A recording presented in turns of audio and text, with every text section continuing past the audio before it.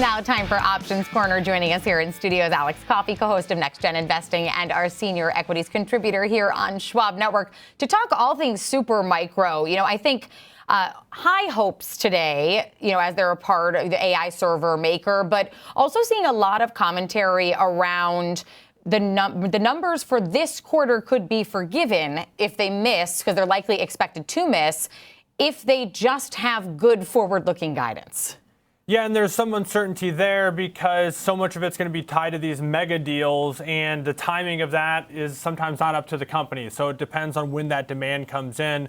I oftentimes look at, in this particular company's case, revenue just a little bit more steady than the earnings picture, which has been quite volatile. So if you look at where revenue is expected, it's expected to grow about 2.5% year over year, which in the grand scheme of the AI build out is relatively small and pretty anemic. And so to your point, I think investors hoping that it's sort of a one-time gully kind of quarter for this stock, because if you look at where it's estimated to grow next time around, 40% revenue growth is a little bit more like it.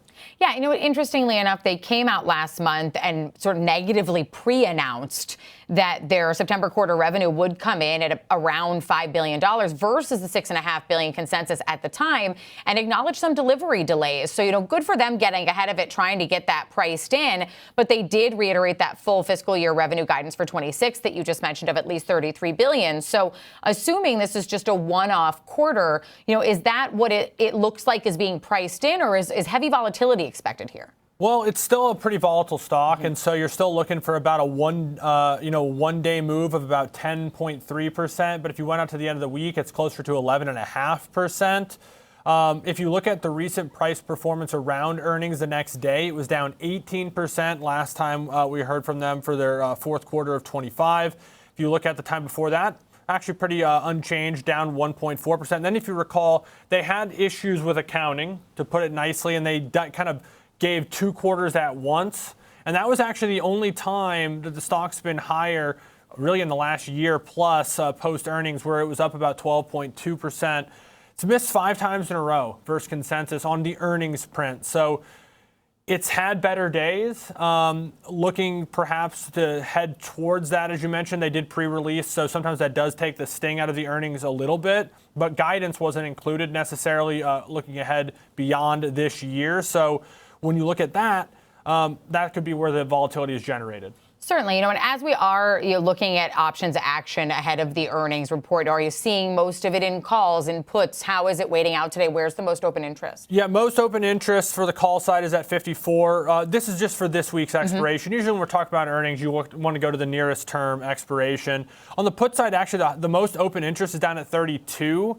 But that's probably not going to come into play unless you saw some dramatic repricing. From a volume standpoint, though, 45 puts are trading, 43 puts are trading, and 40 puts are trading.